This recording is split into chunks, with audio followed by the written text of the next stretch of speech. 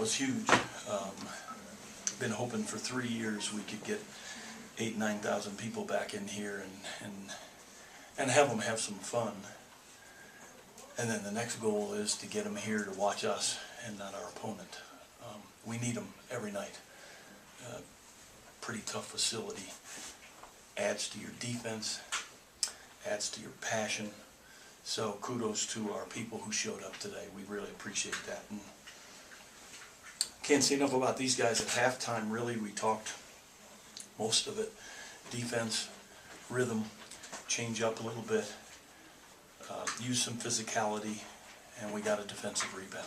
We really didn't make many offensive adjustments, except, we knew they would go to some trapping at some point, so spacing was important.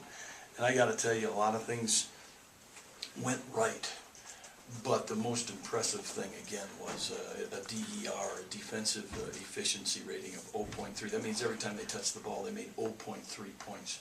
I mean, that's incredible, because I have the utmost respect, not only their players and their coaches, but how they play.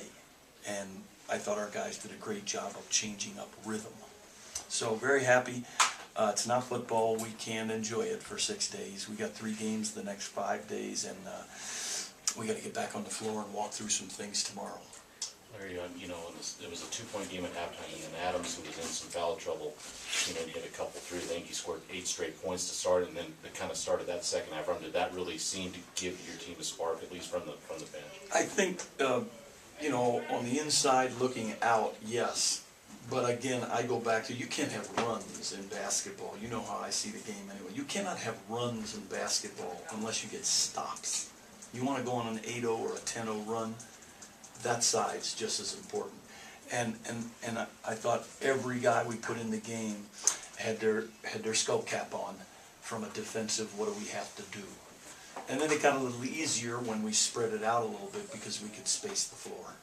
Coach, 24 points in the paint. How proud of you are you of the offense being physical inside? And again, 24-10 points in the paint tonight. Yeah, 22 assists on 22 baskets is pretty good against a team who played 2 very good ball clubs, Auburn and Drexel, and they were shooting something like 26% from the field and 21% from 3. So, not to take anything away from our offense, but I got to tell you, you throw in 33 on some score sheets this year, and you'll get some W's.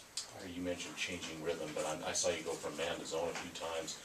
Was there anything in particular that really disrupted them, what you did defensively? I wouldn't know as well as their coaches maybe what disrupted them, but I can tell you that I thought we needed to sprinkle in enough zone early, and then after timeouts when maybe they looked to run something inside. But I thought our guys did a nice job of understanding what, when, and how.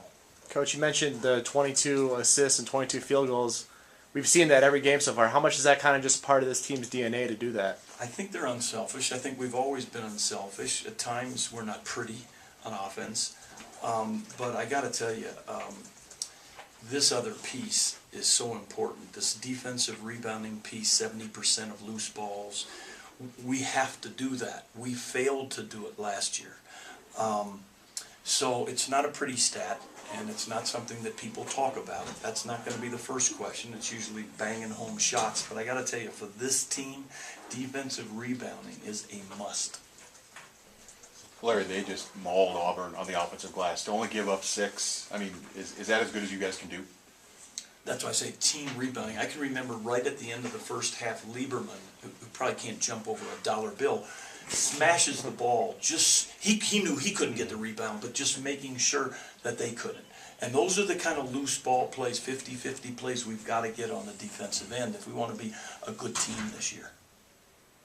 You mentioned, Larry, you don't have a whole lot of time. You got another game Monday, even the following Wednesday. Is it kind of good to keep in that rhythm again, to keep playing, or even after a game like this, would you kind of like to have a couple days? No, I think it's better for us. I think it's better for us that we don't talk about it, think about it, get questions asked by you guys about it, and go play ball. And they'll be happier to play ball. The coaches probably want more practice time, but this is an important game Monday because it's the next one.